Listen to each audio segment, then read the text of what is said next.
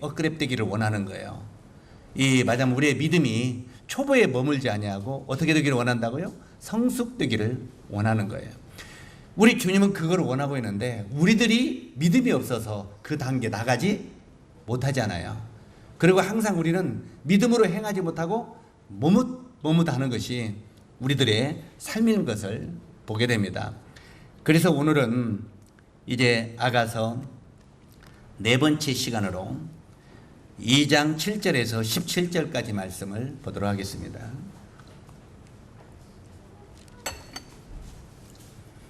아가서 2장 7절에서부터 17절까지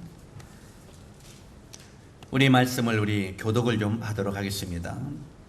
제가 7절을 읽으면 형님들이 8절을 읽어서 17절까지 읽도록 하겠습니다. 아가서 예루살렘 딸들아, 내가 노루와 들사슴을 두고 너희에게 부탁한다. 내 사랑이 원하기 전에는 흔들지 말고 깨우지 말지니라.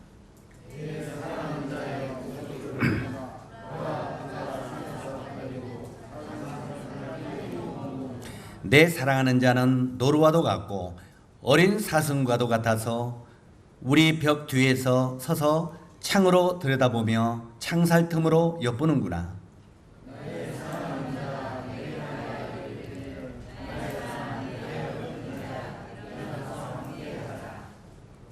겨울도 지나고 비도 그쳤고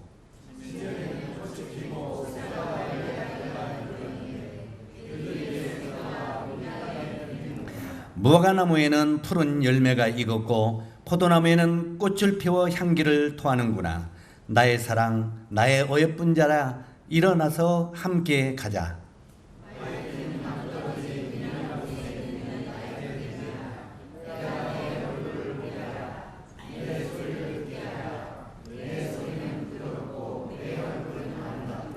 우리를 위하여 여우 곧 포도원을 허는 작은 여우를 잡으라.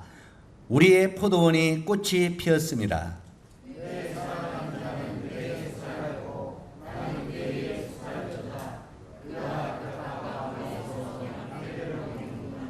내 사랑하는 자야, 날이 저물고 그림자가 사라지기 전에 돌아와서 베데르 사는 노루와 어린 사슴 같을지라. 아멘. 오늘은 아가서 4교시로서 이제는 2부입니다.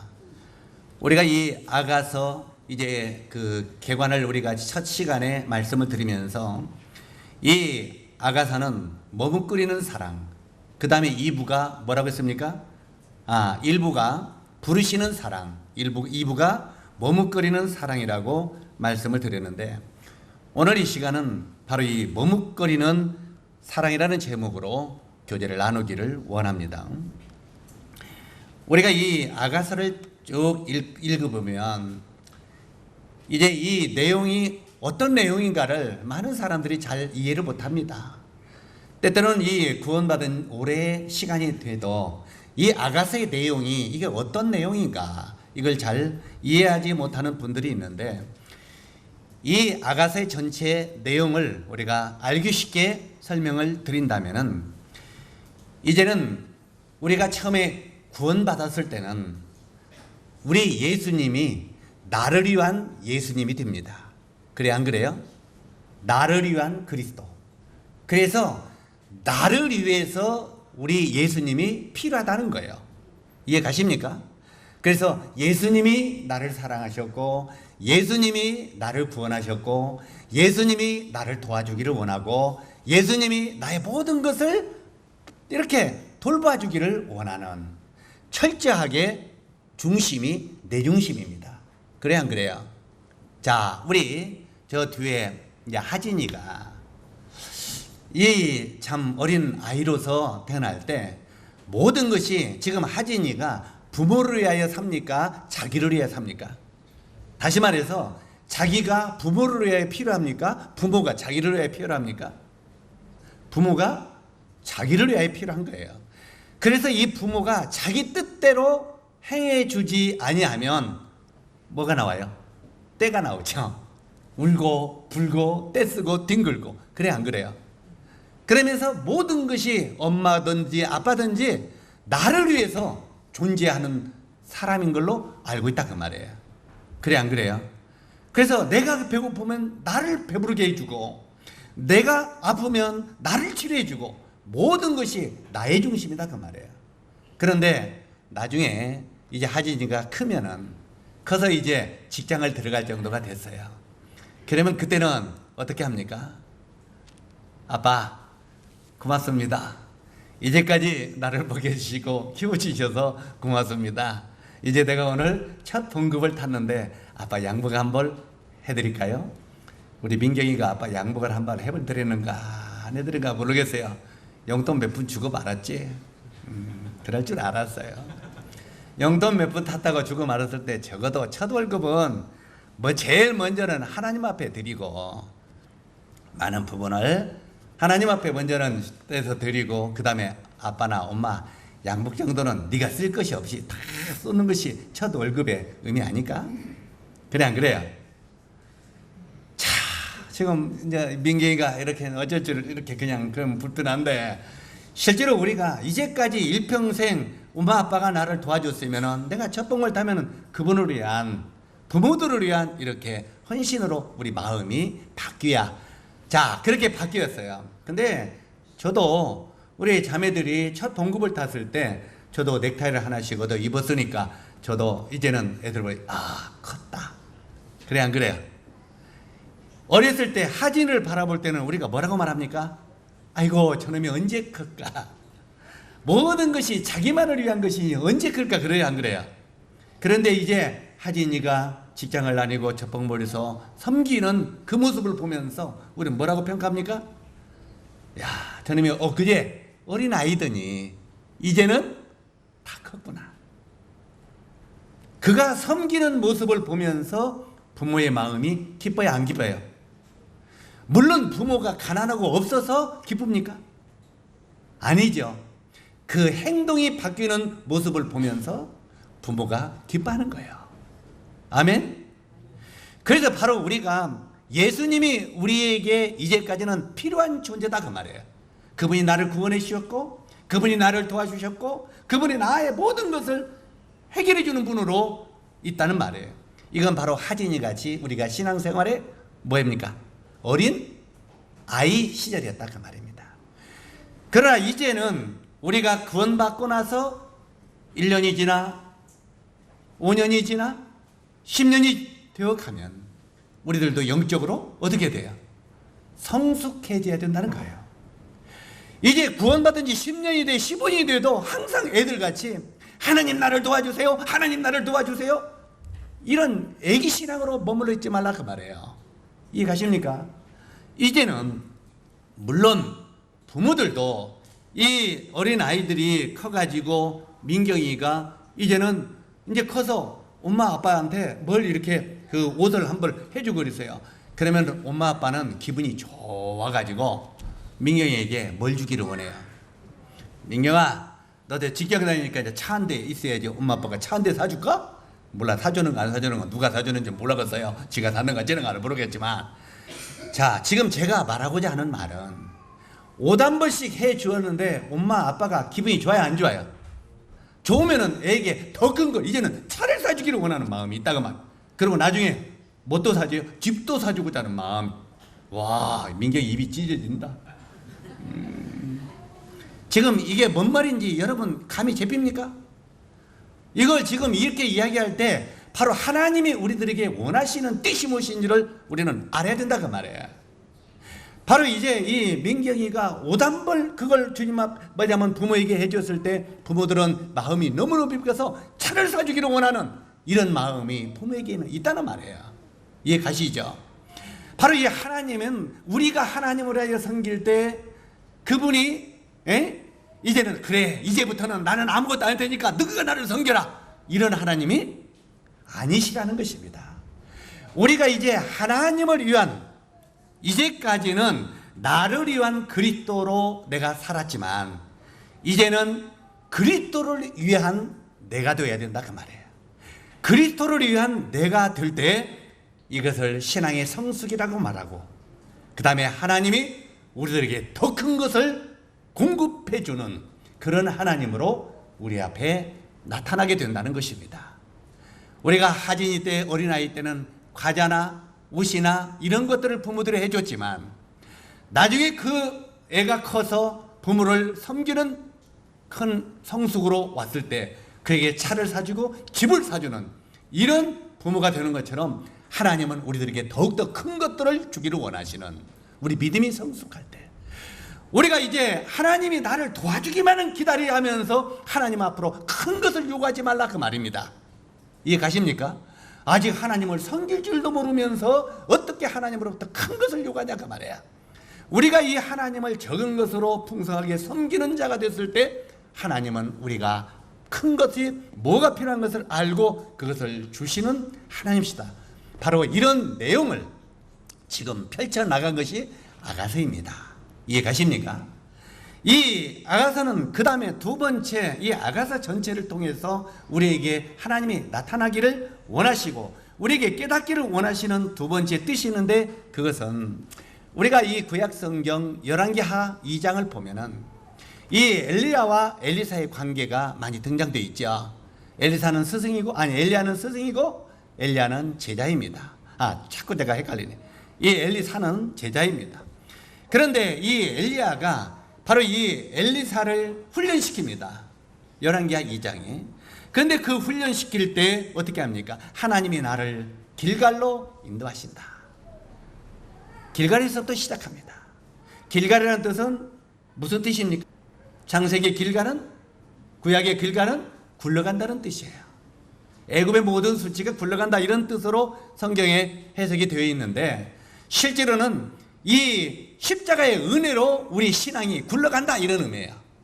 다시 말해서 우리가 이 세상을 살다가 때때로는 실패하거나 때때로는 좌절하거나 때때로는 낭망에 빠져 있을 때 십자가의 은혜 속으로 빨리 굴러가라 그 말이에요. 그러면 십자가의 은혜 보좌, 그래서 우리가 이 히브리서에 보면 너희가 은혜의 보좌 속에 강하고 이렇게 말하고 있죠. 그리고 우리가 은혜의 보좌 속으로 담대히 나갈지니라 이런 말이 자주 나오잖아요. 그래서 바로 이 십자가의 은혜 속에서부터 우리 모든 시작을 해라 하는 것이 길갈의 의미입니다. 이 길갈은 때때로는 십자가의 구속을 상징하기도 한다는 말입니다. 그래서 이 길갈에서부터 시작해서 이제는 뭐라고 말합니까? 엘리야가 엘리사에게 그렇게 말합니다. 엘리사야, 너는 여기 머물라. 하나님이 나를 베델로 인도하신다. 그때 엘리사가 뭐라고 고백합니까? 내 주여, 나도 여기에 길갈에만 머물러 있지 않겠나이다. 내 아버지가 올라가는 그 길갈로, 그 베델로 나도 따라가겠나이다 하고 엘리야를 따라 올라갑니다. 이제 길갈에서 베델로 올라간 엘리야가 거기에 얼마 동안 머물다가 다시 말합니다. 엘리사야, 너는 여기 베델에 머물라. 하나님이 나를 여리고로 인도하신다. 내 아버지요, 나도 베델에만 머물러 있을 수 없습니다. 아버지가 가시는 그 여리고로 나도 따라가기를 원하나이다 하고 여리고로 따라갑니다.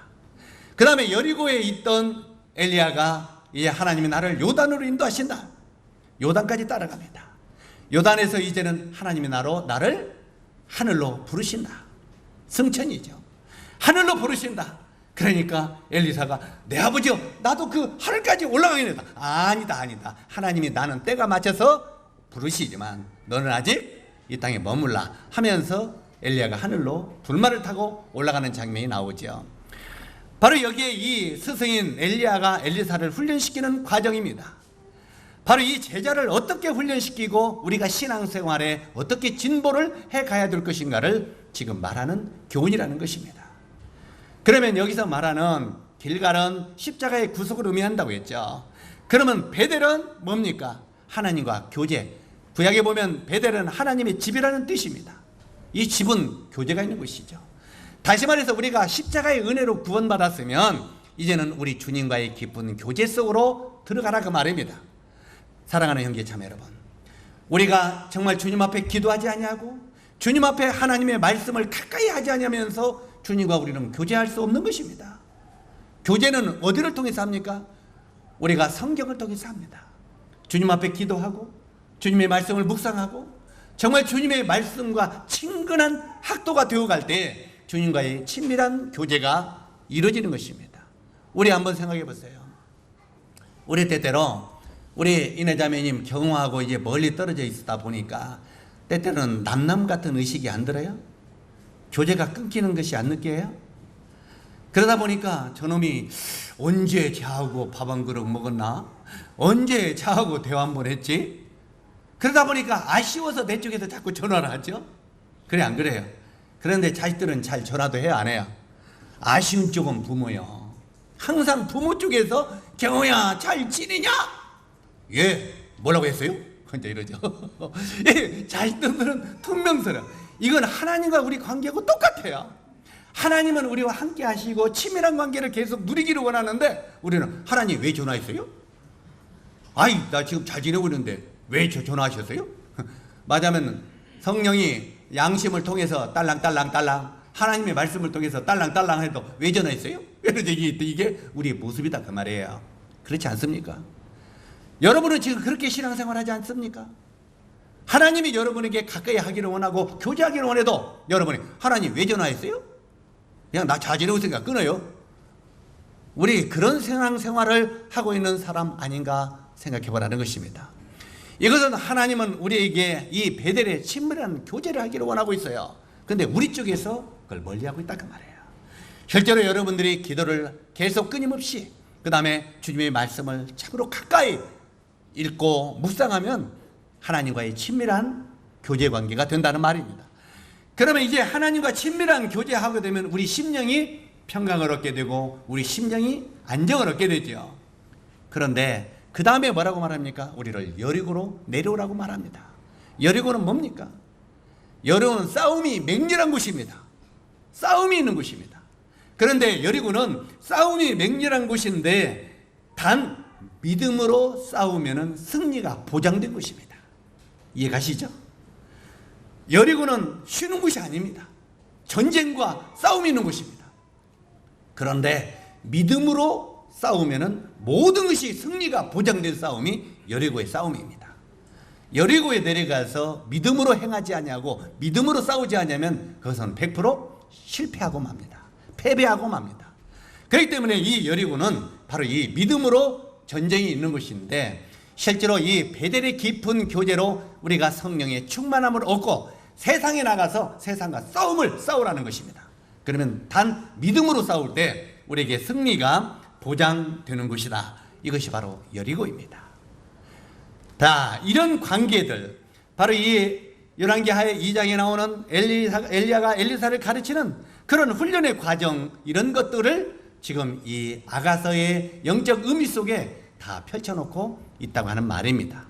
그렇기 때문에 이런 것을 염두에 두고 바로 이 길갈에서부터 여리고까지 가는 과정 그 다음에 나를 위한 그리스도에서 이제는 그리스도를 위한 나로 변화가는 과정 이런 것들을 크게 아울타를 내 마음속에 정리를 딱 해놓고 그 다음에 이 아가서를 접하면은 우리 마음 가운데 이 아가서가 풀어지게 된다는 말입니다. 이해 가시죠? 자, 이제 이런 그 나왔다는 말씀을 드렸기 때문에 이런 걸 염두에 두면서 이제는 이 아가서를 들어가기를 바랍니다. 오늘 이제 2장 7절에서 17절까지 말씀을 읽었는데 여기 지금부터는 신앙생활에서 새로운 단계를 접하는 내용을 우리에게 교훈하고 있습니다. 이 신앙생활에서의 새로운 단계를 접하고 있는데 다시 말해서 곧 자아로부터 탈피하는 이야기를 이제까지 내 자아 내 자아를 복종시키고 성숙한 분량으로 나아가는 이 자아 탈피로부터의 이야기를 지금 하고 있는 것이다 그 말입니다. 그리스도인들이 신앙생활을 하다 보면요 때때는 우리 삶 속에 결점들이 드러납니까 안 납니까? 구원받은 그리스도인이라고 완벽해지는 게 아닙니다. 우리가 주님의 은혜로 구원받고 이제는 죄사함을 받았다고 해서 우리가 완벽해지는 게 아닙니다. 우리가 신앙생활을 하다 보면 많은 사람들이 결점이 나타나는 것입니다. 때때로요 여러분들이 제가 이 목회를 하고 말씀을 전하니까 저에게 완벽을 요구하지만 저도 수없이 많은 결점이 있는 사람입니다. 저는 오늘 아침에 오면서 우리 집사람하고 오면서 그런 이야기를 했어요. 딱 오더니 내가 오늘 이제 그 집에서 차까지 타려면은 제가 이제 이 차에서 운전하는 그 뭐냐 운동화 있잖아요. 이번에 이제 저기 저 캄보디아에 갈 걸 저도 하나 선물로 얻었어요. 그냥 제가 하나 얻은 게 아니라 그냥 가졌죠. 그런데 그 운동화를 하나 가졌는데 이제 그것을 어제 이제 신고 얼른 올라갔다 내렸다면 차 운전하기가 좋잖아요. 그러다 보니까 저는 이 교회까지 올라가면은 집에서 차까지 내려오는 시간, 그 다음에 교회 내려서 여기까지 들어오는 시간, 그것만 사람들에게 보이잖아요. 그래서 이제 운동화를 신고 이렇게 다 입고 운동화를 신고 냈더니 우리 한나 엄마가 뭐라고 하냐면, 당신 말이야 목회하는 사람이 운동화 바람이 보여. 그럼 뭐 신고 갈까? 구두 신고 가야지. 이게 그래서 근데 당신은 삼으로서 왜 몸빼 바람으로 내려와? 당연히 그것을 지금 몇 개월 동안 그것만 입고 다녔다는 거예요. 시원하니까. 그래서 당신은 사무가 어떻게 몸빼 바람으로 내려와? 정장을 하고 나오지? 나는 목회자니까 다 정장하고 나와요. 당신은 몸빼 바람이로나? 그러면 나보고 저 목사는 자기는 갖추고 각시는 하나도 안 갖추게 한다고 그렇게 또 흉볼 거 아니야?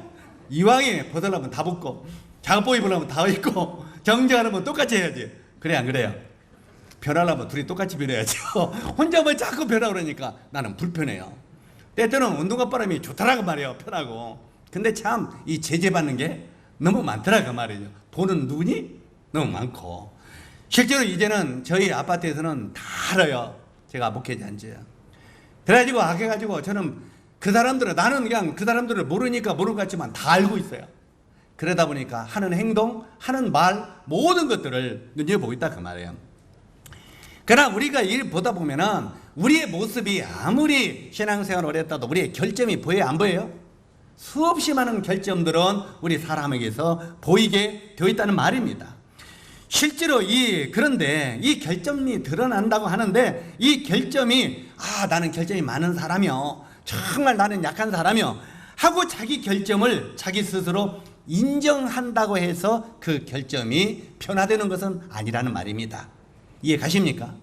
때때로는 그래 나는 약한 사람이요, 나는 실수가 많은 사람이요, 나는 어쩔 수 없는 사람이요, 그렇기 때문에 자기 결점이 그래 나는 결점이 많은 사람이요, 자기가 결점이 많은 사람이라고 인정한다고 그 결점이 변화되는 건 아닙니다. 이해 가십니까? 적어도 이 결점이 변화되려면 도전이 필요하다 그 말이에요. 이 자아를 깨뜨리는 도전이 필요하지 도전 없이는 그 결점이 해결되지 않는다는 말입니다. 그래서 우리가 주님 오실 때까지 나는 어쩔 수 없는 사람이요, 나는 결점이 많은 사람이요 그 말만 하다가 인생을 끝내버릴 수 있다 그 말이에요. 실제로 이런 결점들은 주님 앞에 믿음으로 도전하고 이제 그것을 해결해 나갈 때 그 결점들이 점점 없어진다는 말입니다. 우리가 여기 이 본문에 보면은 슬라미 여인은요 자기 자신이 얼마나 결점이 많은 사람인가를 깨닫습니다. 우리 이 슬라미 여인이요 그 애굽에서 포도원 지기하고 양들을 키우고 한마디로 이 여자 목동이라니까요, 처녀 목동. 이 여자 처녀 목동으로 양을 키우고 포도원을 지키고 이럴 때 보면 자기 몸이 막 시커멓고 그냥 흙이 묻고 아마도 그는 슬라미 여인은 운동화도 못 신었겠죠? 못 신었겠어요? 이제 아주 그냥 이 흙이 많이 묻은 이런 것들을 또 양똥이 묻은 이런 것들을 입고 신고 이렇게 다녔을 겁니다. 자기 이 허물이 무엇인지 자기의 결점이 뭔지를 이 슬라미 여인은 몰랐을 겁니다. 그런데 이 슬라미 여인이 어느 날 왕의 부름을 입게 된다 그 말이에요. 이 솔로몬 왕의 부름을 입게 되어서 솔로몬 왕의 부름을 입고 이제 왕궁으로 들어갔어요. 왕궁으로 들어다 보니까 자기 모습이 보여요 안 보여요? 자기가 얼마나 형편없는 모습인가가 보여졌다 그 말이에요. 이해 가시죠?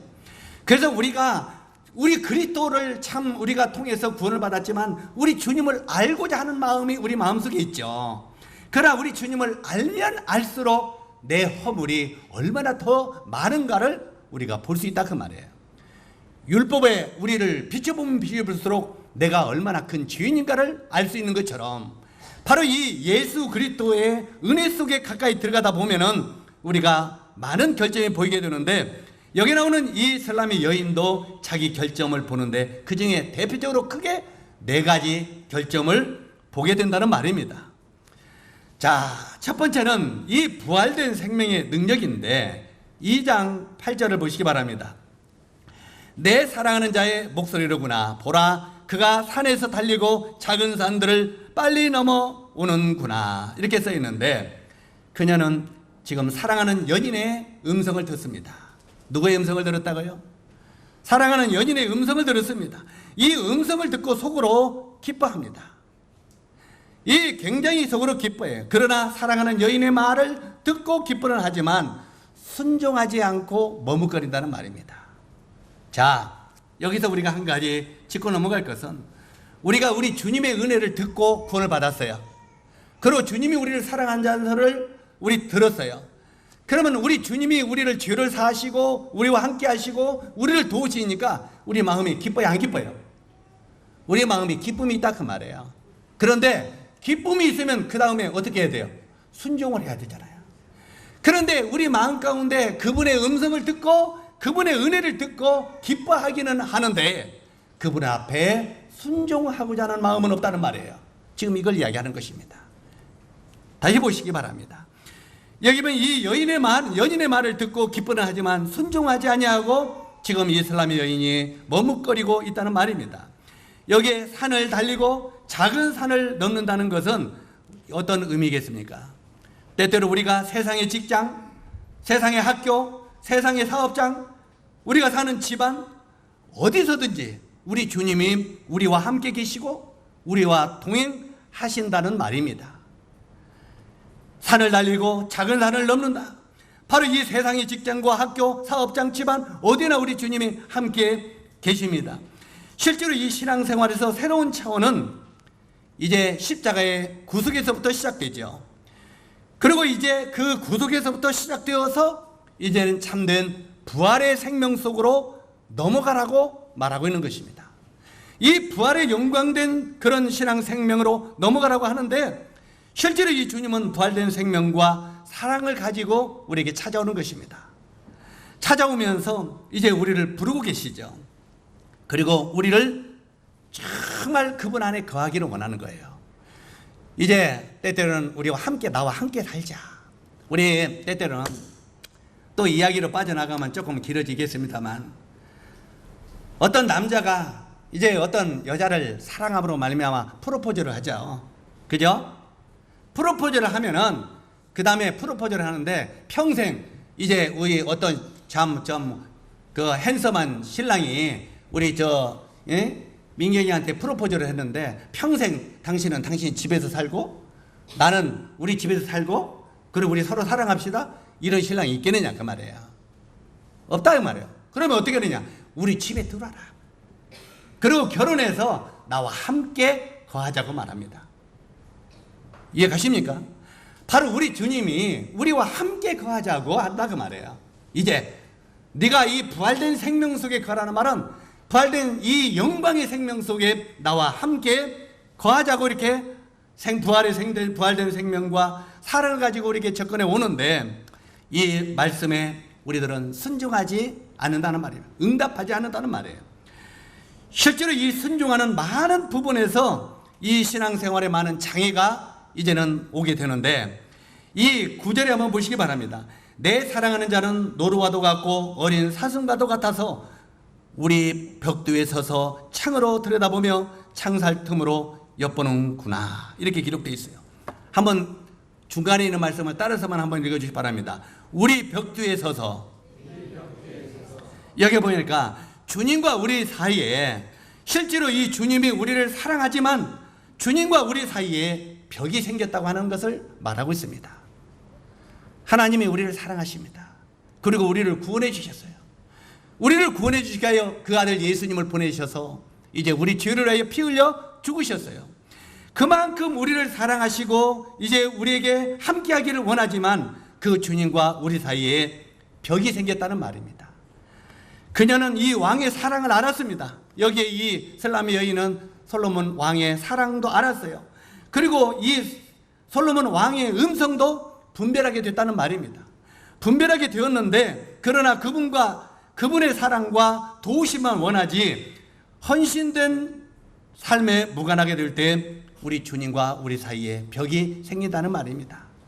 왕이 슬라임에게 해주기만을 원하고 바로 이 슬라임 여인이 왕에게 이제는 속해서 그와 함께 하기를 원하지 않는다면 벽이 생긴다는 말입니다. 실제로 이 주님과 우리 삶 속에서 이런 벽이 생길 수 있어요. 우리는 때때로요, 주님이 우리를 구원하셨으니까 우리 주님이 끝까지 사랑하실 거야. 그러나 우리 주님과 우리 사이에 벽이 생길 수 있다는 말입니다. 주님이 우리를 구원하셨고 우리가 그분을 믿고 구원받았다고 하나님과 관계가 영원히 온전케 된다고 생각하지 마십시오. 우리는 이 벽이 생길 수 있습니다. 하나님과 관계가 이렇게 멀어질 수 있다는 말입니다. 그래서 이 말씀을 볼 때 우리가 주님과 이제는 개인적인 베델의 교제가 중요합니다. 그러나 이 베델의 교제도 중요하지만 이제는 세상 속의 영적 싸움, 바로 여리고도 중요하다는 것입니다. 하나님이 우리를 이제는 그 안에 품에만 품어두려고 한 게 아니라 바로 이 여리고의 싸움을 싸우기를 원한다, 그 말입니다. 구원받은 우리들은요, 먼저는 주님과 교제의 기쁨 속에 들어가야 됩니다. 그리고 우리가 성령의 충만함을 얻어야 됩니다. 그러나 여기에 머물러 있지 말라는 말입니다. 우리가 정말 주님의 교제와 밀접한 관계 속에 있다가 충만하게 되면 이제 이 믿음을 가지고 세상에 나가서 세상의 영적인 전쟁에 들어가라는 것입니다. 실제로 이 전도의 전쟁, 아니면 관계의 전쟁, 이 여러 가지 이 전쟁 속에 들어가야 된다는 말입니다. 우리가 이 신약 성경 마가복음 9장 5절을 보면은 이제 그 베드로와 요한과 야고보를, 이 세 명의 제자들을 우리 주님이 데리고 변화산으로 데려간 적이 있습니다. 그죠? 변화산에 높이 데려갔을 때 이 베드로 앞에 누가 나타났습니까? 주님과 모세와 엘리야가 나타났죠. 이 엘리야와 모세와 이 주님이 나타났을 때 이제 이 베드로가 뭐라고 고백합니까? 예수께 고하되 랍비여, 우리가 여기가 있는 것이 좋사오니, 바로 그 하나님의 그 놀라운 변화산상에 있는 것이 좋사오니, 그 말입니다. 우리가 여기 있는 것이 좋사오니 우리가 여기서 초막셋을 짓되 하나는 주를 위하여, 하나는 모세를 위하여, 하나는 엘리야를 위하여 하리이다, 이렇게 고백을 합니다. 베드로가 변화산에서 어떻게 보면은 자기 도취에 빠져 있을 때 저 산 밑에 구원받아야 하는 많은 죄인들에 관한 생각을 베드로는 잃어버리고 있었다, 그 말입니다. 실제로 우리들이 때때로는 주님과 깊은 교제 속에 들어가는 것 중요합니다. 이것마저도 못하니까 문제죠. 실제로 이 주님과 깊은 교제 속에 들어가서 그분이 우리를 충만케 하시면 우리는 그 주님의 은혜를 세상에 나가 사람들에게 전해야 됩니다. 그리고 세상에 나가서 우리가 현재 살고 있는 학교 생활, 그 다음에 사회생활, 직장생활, 이런 모두에서 주님으로부터 승리를 이끌어내는 이런 삶을 살아야 된다는 것을 말하고 있습니다. 그 다음에 두 번째, 부활신앙의 승리인데 2장 10절에 보니까 나의 사랑하는 자가 내게 말하여 이르기를 나의 사랑, 나의 어여쁜 자야, 일어나서 함께 가자 하고 요청을 하고 있습니다. 다시 말해서 주님과 함께 동행하면서 믿음으로 행하면 승리가 주어지는 우리 여리고 곧 전쟁터로 우리 함께 가자 하는 말입니다.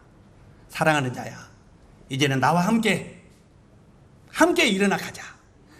이제 정말 너희가 이제는 나를 배웠으면, 나를 또 깊이 알았으면 일어나서 함께 전쟁터로 가자, 그 말이에요. 내가 너와 함께 하겠다, 그 말이에요. 너는 믿음으로 행하기만 하라, 그 말이에요. 그러면 네가 승리가 주어진다는 말입니다. 이제 이 벽 안에서 머뭇거리지 말고 나오라, 그 말이에요. 벽 안에서 머뭇거리지 말고 나오라. 이제는 세상으로 가자. 그곳에는 죽어가는 영혼들이 많다고 지금 말하고 있습니다. 11절에 겨울도 지나고 비도 그쳤으니, 겨울도 지나고 비도 그쳤으니, 이 겨울비란 시험도 외로움도 십자가의 고통도 죽음 이제 모두 지나갔다는 말입니다. 이 겨울비는 그 좀 안 좋은 비죠. 추울 때 내리는 비니까. 그러니까 이 겨울비란 우리에게 찾아오는 여러 가지 시험, 그 다음에 우리에게 찾아오는 외로움, 그 다음에 이 십자가의 고통, 그 다음에 십자가의 죽음, 이런 것들을 말합니다. 그런데 이제 이 십자가의 죽음과 이 고통이 모두 지나갔다. 이제는 부활의 소망이 우리에게 있을 뿐이다. 이제는 부활의 소망이 우리에게 있을 뿐이니까 이제는 우리 일어나서 함께 가자 하고 지금 말하고 있습니다. 12절에 뭐라고 말하고 있습니까? 12절, 무화과 나무에 푸른 열매가 익었고 포도나무는 꽃을 피워 향기를 통하는구나. 나의 사랑, 죄송합니다. 12절, 지면에 꽃이 피고 새가 노래할 때가 이르렀는데 비둘기의 소리가 우리 땅에 들리는구나. 여기 보면 지면에 꽃이 피고 새가 노래하는 때가 이르렀는데, 이 말은 꽃이 피고 새가 노래하는 이때는 봄을 이야기합니다. 이 봄은 모든 만물이 이제 소생하는 계절이죠. 예? 생명이 태동하는 계절이 바로 봄입니다. 이제 이 생명이 태동하는 봄의 계절이 왔으니, 이 말은 이제 우리가 부활의 신앙 속에 우리가 이제 믿음의 승리를 누려야 될 때가 됐지 않느냐 하는 의미입니다. 고난의 길갈도 교제 베델도 이제는 지나갔으니 이제 믿음으로 행하면 승리가 주어지는 여리고로 가자. 믿음으로 행하는 삶은 승리뿐이다 하고 지금 말하는 것입니다. 한번 따라하세요. 믿음으로 행하는 삶은 승리뿐이다. 우리가 이 세상에서 승리하지 못하는 것은 믿음으로 행하지 않기 때문에 그렇습니다. 우리가 믿음으로 구원받았으면 우리는 믿음으로 의인은 살라고 말하고 있는 것입니다. 그런데 우리가 믿음으로 행하지 않기 때문에 우리에게 삶 속에 승리가 주어지지 않는다는 것입니다. 이제 이 십자가의 은혜 속에만 머물러 있지 말고 그리스도의 사랑과 풍성을 사람들에게 증거로 내려가자 하는 의미입니다. 이제 부활된 소망을 전할 때라고 말합니다. 겨울이라고 하는 것은요, 사람을 방 안에 가둬두는 것을 겨울이라고 말하죠. 에? 참 우리 겨울에 요즘에 어린아이들은 겨울에도 바깥에 나가서 눈싸움하고 돌아다니고 스케이트 타기를 좋아하지만 우리 옛날 어렸을 때는 겨울에는 우리 부모님들이요, 야 이놈들아 춥다 나가지 마. 추운데 어디 나가 얼어 죽으려고 방 안에 가만히 앉았어. 이 방 안에만 앉았어. 이 겨울이라고 하는 것은 사람을 방 안에 가둬놓으려고 하는 것입니다. 이 방 안에 가둬놓고 아무것도 못하게 하는 것이 겨울입니다. 바로 이 죄의 삭은 사망, 이 문제가 이제는 십자가로 우리 주님이 해결했습니다. 이 십자가로 해결했고 십자가의 구속을 기억하면서 이제는 부활의 소망을 가지고 여리고로 우리 함께 내려가자 하고 지금 말하는 것입니다. 13절 다시 읽겠습니다. 무화과 나무에는 푸른 열매가 익었고 포도나무에는 꽃이 피워 향기를 토하는구나. 나의 사랑, 나의 어예쁜 자야, 일어나 함께 가자. 이 무화과나무, 포도나무는 모진 겨울바람을 맞은 후에 이제는 열매를 맺는 나무들입니다. 우리 포도나무는 겨울에 보면 앙상하니 뼈만 남아 있잖아요. 예? 무화과나무도 마찬가지입니다. 무화과나무도 겨울을 지나면 완전히 죽은 나무 같이 보입니다. 그런데 이 죽은 나무가 이제 꽃을 피워 향기를 나타내고 열매를 맺습니다. 포도나무는 꽃이 핀 후에 열매를 맺는 것입니다. 우리가 이사야서 66장 8절에 보면은 나라가 어찌 하루에 생기겠으며 민족이 어찌 한순간에 태어나겠느냐. 그러나 시온은 진통하는 즉시 그 아들을 순산하였도다 하는 말이 기록되어 있습니다. 다시 말해서 이것은 주님의 모진 고난 후에 부활된 생명의 열매를 맺는다는 의미입니다. 우리가 빌립보서 3장 10절로 11절을 보면 우리가 잘 아는 대로 이런 말씀이 기록되어 있죠.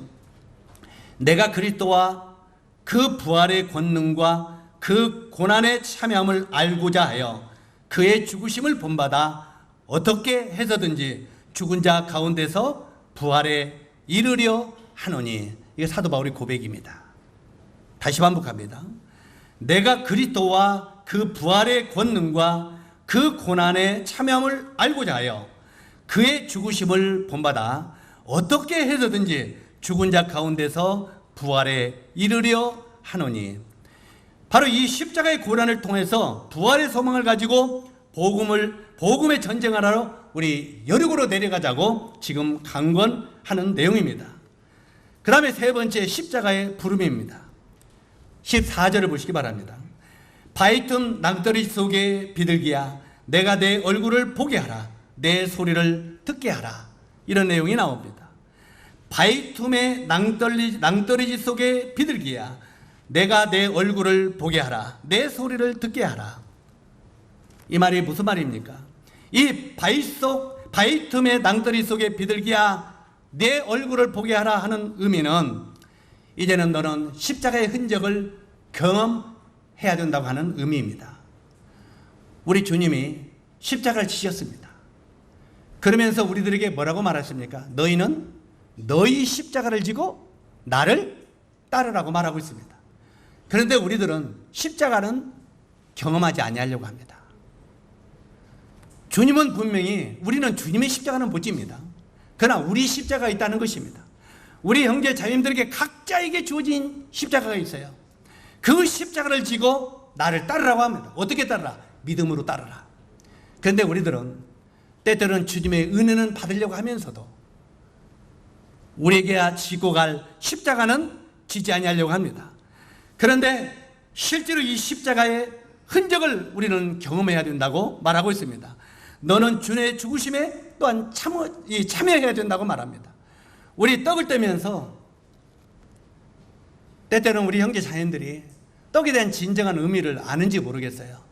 에? 너희가 이 떡을 떼면서 사도 바울은 뭐라고 말합니까?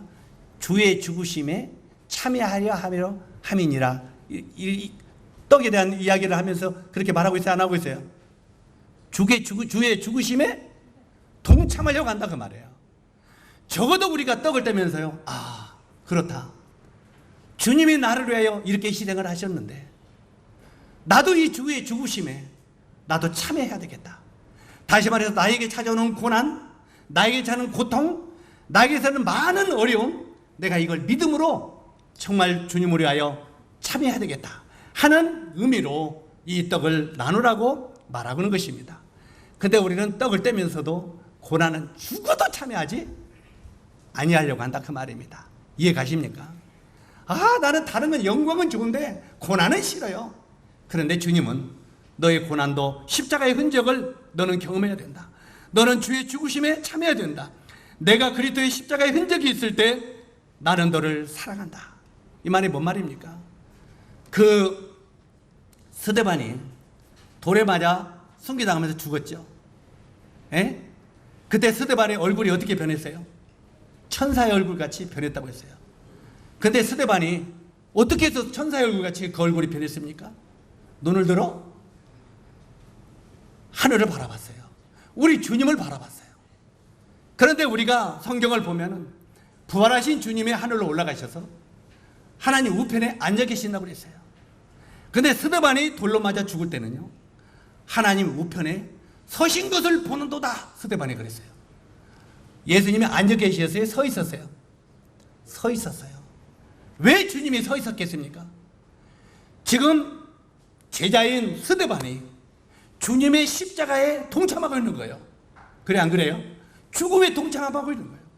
주의 죽으심에 동참하고 있는 그 스데반을 볼 때 주님의 마음이 그냥 안절부절하는 거예요. 그러면서 스데반에게 힘을 주는 거예요. 스데반아, 조금만 참으라.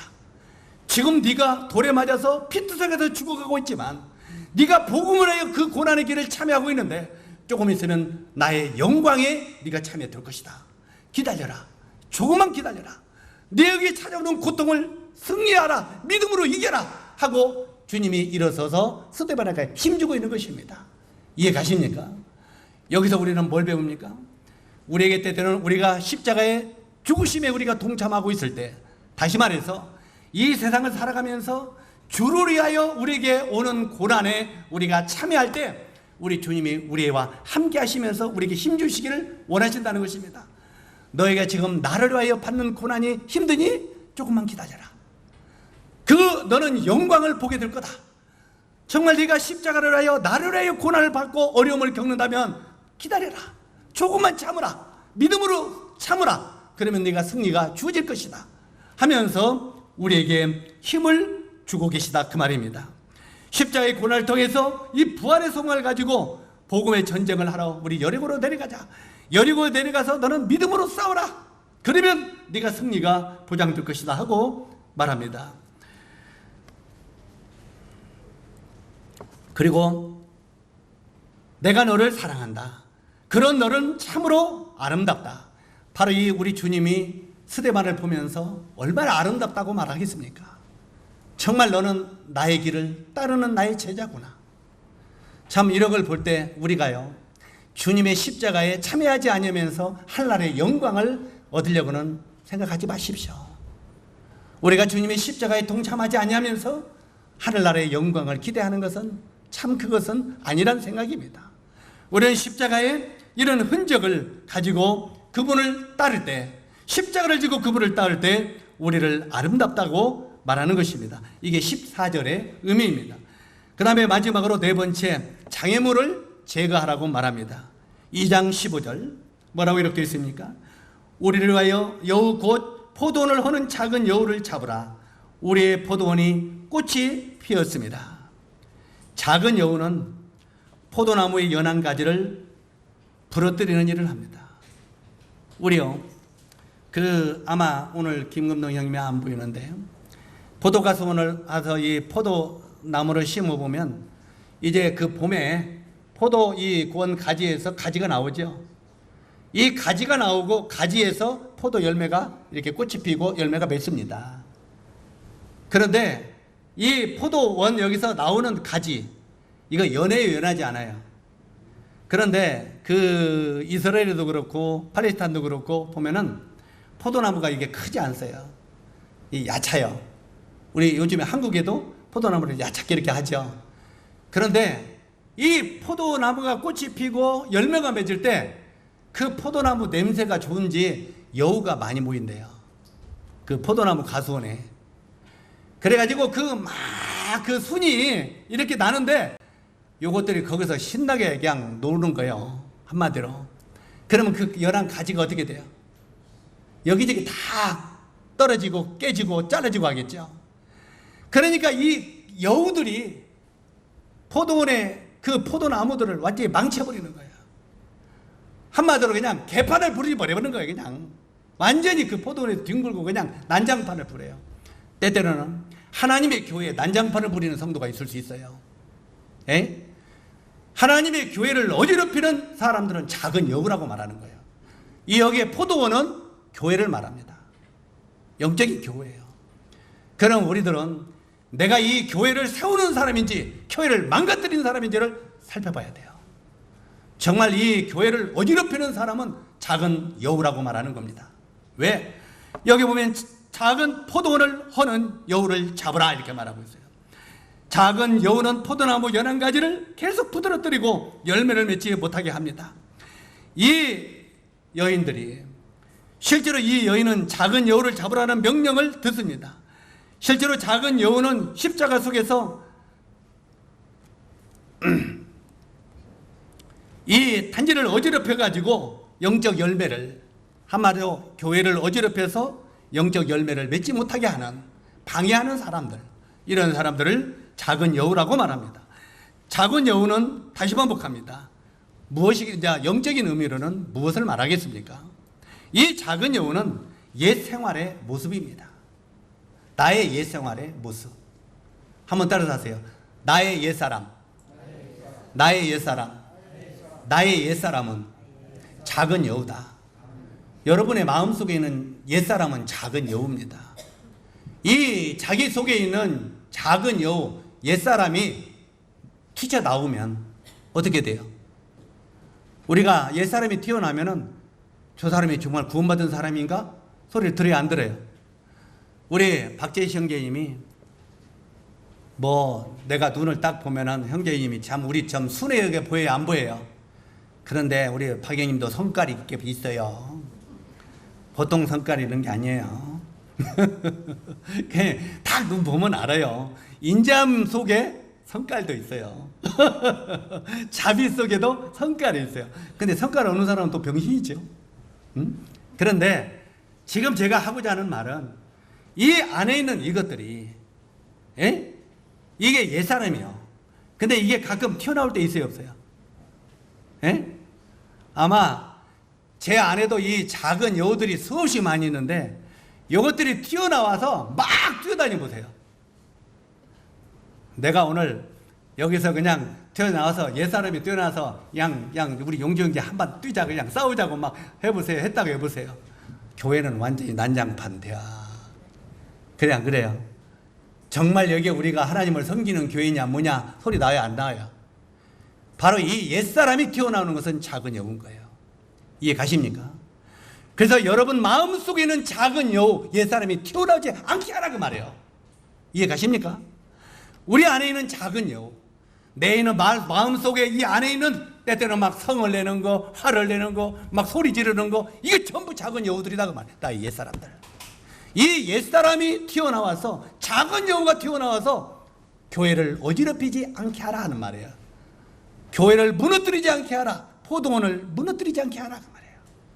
바로 이 포도원은 우리가 잘 아는 대로 교회를 영적으로 의미하고 있는 거예요. 근데 이걸 축소시키면은 가정도 마찬가지입니다. 우리 용주형제 가정 속에서도 이게 작은 포도원이에요. 그 작은 포도원에서도 거기서도 옛사람 여우가 나와요, 안 나와요?